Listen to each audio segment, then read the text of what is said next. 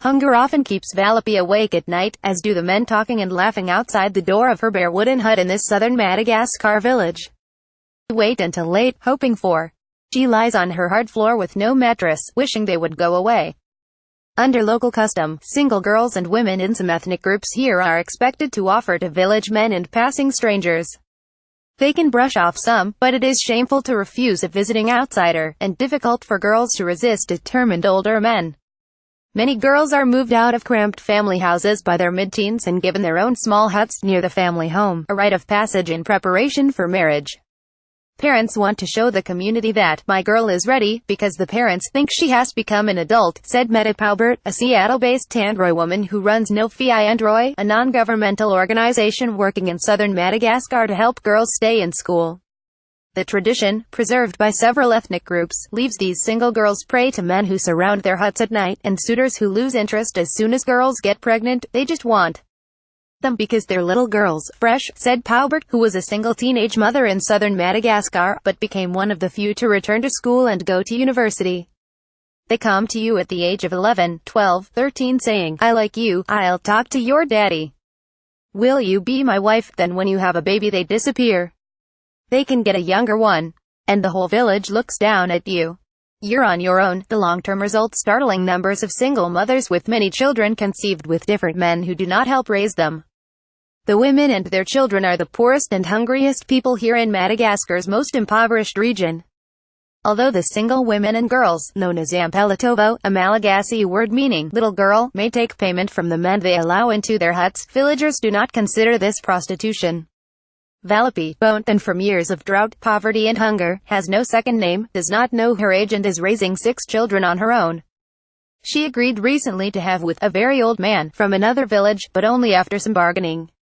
He offered less than $1 but ended up paying her $1.25, enough to buy 5 pounds of rice. Paubert remembers the pain of being a teenage single mother, and no man wants you anymore because you are done, you have a baby. You walk and everyone, whether adult or child, they yell at you about how bad you are, how ugly you are. The country has one of the highest rates of teen pregnancy, according to the United Nations, and one of the highest rates of child marriage, with 41% of girls married by 18. UNICEF and humanitarian agencies have long struggled to end child marriage, but cultural customs are often difficult to change in rural communities. For decades, the UN has urged countries to modify traditions that hurt women and children, but practices such as female genital mutilation, forcing widows to marry brothers-in-law, child marriage, virginity testing and witch killing endure in some parts of the world, including Africa.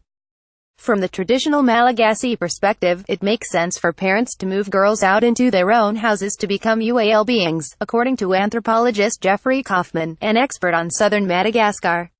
He said it is seen as preparing them for life, marriage and their own children. The girls' houses are placed to the east of the main house, as a sign of respect to the ancestors who are believed to influence the luck or misfortune of the living. It is not a sign of moral decay or the plight of a victim, he said. A virgin is a lost cause in this society we are discussing. Such a being is not equipped to take on the world she is entering. She needs to learn about how to bond a man or men to her and how to make decisions on her own that will prepare her for life. Valopee, who was about 13 when she was moved out of her mother's house, said she would like to see her community abandon the tradition. She had one love. In 2006, she met a man who stayed for 7 years and fathered several of her children. But he abandoned her to marry someone else. I don't feel anything for him now, she said, shaking her head.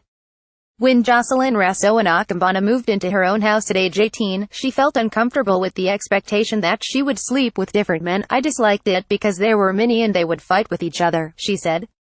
I'd only feel happy with one man. Sometimes I accept it just to buy food and water, said Rasoanakambana, 30, a single woman who lives in a Kapoki village with 6 children from 3 fathers. I have to accept my cousins, or if there's a newcomer to the area I should accept him, otherwise it's a shame for our family. One of her cousin's husbands comes for once a week and gives her a small amount, anything from 60 cents to $1.50. With so many children, she says it is unlikely she will find a husband now. In most cases, men dislike feeding children who are not their own. I don't know what will happen to me in the future, she said. I'm living in the poorest situation now, the worst situation. Some men who benefit from the tradition fret when it harms their daughters. It's very good for the men because if a girl is Ampalatovo, I have no problems to go with her, said one elderly farmer, Visa, who goes to one of his young relatives for. The tradition is very bad for the single woman, but she has no choice because she is waiting for someone to marry her. In our tradition, if she's single, she's not respected. If she's married, she is respected, so to be a single woman is not good. Like most, he is fatalistic. His own daughter remains unmarried. She is still my daughter even though she's not married and even though she has this name, Ampalatovo, he said sadly. The only thing I know is that she is human like all of us. She has her right to exist. In Madagascar there are other harmful traditions. Teenage girls attend markets where they are paid to be temporary wives for a few nights. Some communities abandon twins after birth believing them to be unlucky. There are taboo days when people cannot work, which means less to feed their children. In some communities it is forbidden to build latrines, leading to high rates of open defecation that spreads disease. Then there is the funeral tradition of the Tandroy tribe, which leaves communities impoverished. A man holds all his worldly wealth in his cattle, but when he dies they must all be slaughtered and his house burnt down to prevent its inhabitation by spirits. Families often work for months to pay for the funeral feast and build a huge tomb with the horns of his slaughtered bulls arrayed on top.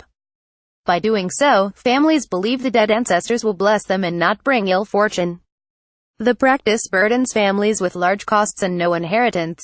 Kaufman said it made sense to Malagasy people to do everything possible to keep ancestors happy, including blood sacrifice of cattle, a man's most prized possession, at funerals. But fear of angering ancestors complicates efforts to modify harmful cultural practices. The Ifotaka mayor, Tomponini Remanensi, said the funeral tradition has left many too poor to feed their children or send them to school. It's high time to change it because it's really a barrier to development. Zafesoa, mother of 8 and one of the poorest Ampalatovo in SUBCRIBE village, was born 55 years ago to a wealthy man. She was 12 when her grandfather died and the family cut a great tree to form a casket. Many people came to the enormous funeral. My father had many cattle, but when his father died he used all the cattle for the funeral and he was left with nothing.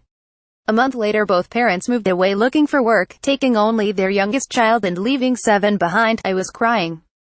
I was heartbroken. I never saw them again.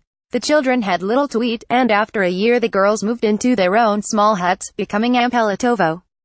Her one-room wooden hut is bare except for a jacket hanging on one wall. She makes less than 30 cents a day as a laborer clearing fields of prickly pear cactus. Now I'm poor. It's really hard for me to support my children. I don't blame my father for his decision, but the thing I know is that it ruined my life by lavishing all the wealth on that funeral. She would like to see cultural traditions change, including ending the Ampalatovo custom. Men benefit, she says, but not women. If the men would ever join us to change this way of life, she said, I think it could change. Caption. This story was reported with a grant from the United Nations Foundation. Robin.Dixon at lawtimes.com. Twitter at Robin Dixon. LATALSOA Senegal-based humanitarian group helps African communities reject harmful practices against women. In a Kenyan woman took up Iman's job. People said she'd be cursed. She persevered, and Mexico, they made a new American dream, minus their kids.